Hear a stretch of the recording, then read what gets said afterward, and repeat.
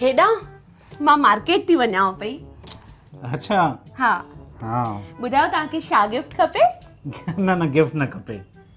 छो मां त मार्केट वञा ई हिन जे लाइ थी। ॿुधायो न तव्हांखे छा गिफ्ट खपे। मां तव्हांखे नए साल जी गिफ्ट थी ॾियणु चाहियां। 2021 तो अचे न।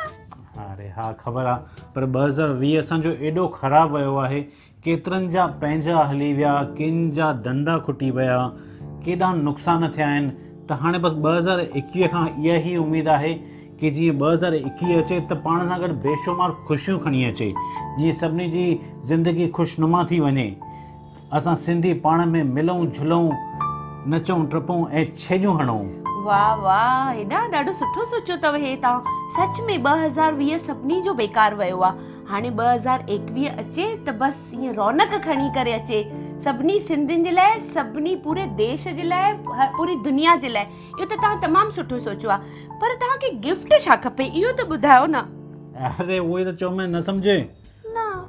2020 में तूं मूंखे जेतिरो बेइज़त कयो अथई न, ऐं 2020 में तूं मूंखां जेके कम कराया अथई, इहे सभु विसरी वञ। 2021 में घटि मुंहिंजी थोरी इज़त कर, थोरो प्रेम प्यार ॾे।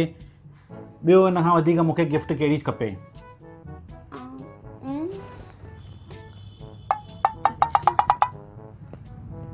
छा थियो? अरे छा थी सोचे?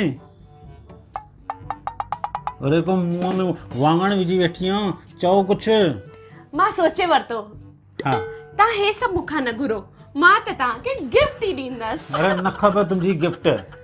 छा हेॾा मां वरी बि तव्हां खां पुछां त थी कि छा गिफ्ट खपे। तव्हां त कॾहिं मूंखां इहो बि न पुछो कि तोखे रोशू कुझु गिफ्ट खपई, नओं साल तो अचे, तव्हांखे न पुछणो खपे कुझु गिफ्ट खपई, कॾहिं बि न पुछंदा आहियो।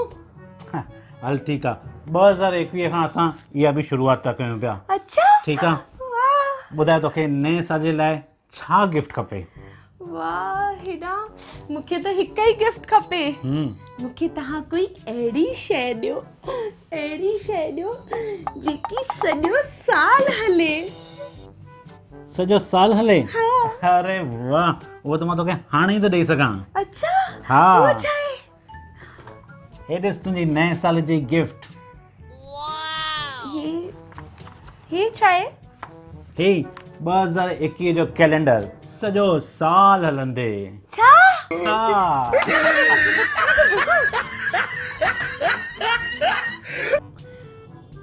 दोस्तों यकीनन ही साल जेको हुयो 2020 ॾाढो तकलीफ़ वारो हुयो, पर सिंधियुनि हिन खे सौगात करे खयों ऐं ढेर सारा ऑनलाइन प्रोग्राम्स थिया जिन जे ज़रिए सिंधी पाण में जुड़िया। ऐं असांजी बि पूरो साल इहा कोशिशि हुई कि असां पंहिंजे जोक्स सां तव्हांखे खिलाए सघूं, विंदराए सघूं। तव्हांजो बेशुमार प्यार असांखे मिलियो ऐं असांजी अॻिते बि इहा ई कोशिशि हूंदी कि असां ईअं ई ऐं इन खां सुठो तव्हांखे अञा विंदराए सघूं।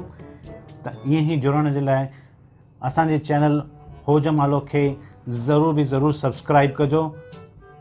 उम्मीद था कयूं कि अचण वारो साल सभिनी जे लाइ ख़ुशनुमा हुजे। तव्हां सभिनी खे नए साल जूं बेशुमार वाधायूं। जय झूलेलाल।